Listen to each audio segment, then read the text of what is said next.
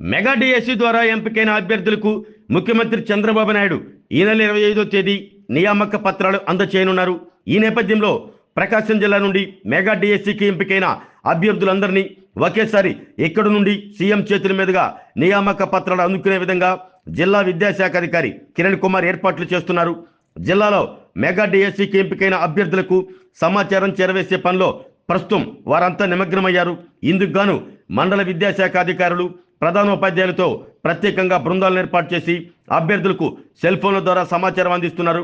ఒంగోలులోని DRRM municipal high స్కూల్లో జరుగుతున్న ఈ ప్రక్రియను జిల్లా విద్యాశాఖ అధికారి కిరణ్ కుమార్ పర్యవేక్షిస్తున్నారు. మెగా డిఎస్సికి సంబంధించి జిల్లాలో 661 మంది అభ్యర్థులు ఎంపికయ్యారు. జోనల్ పరిధిలో 188 మంది ఎంపికయ్యారు.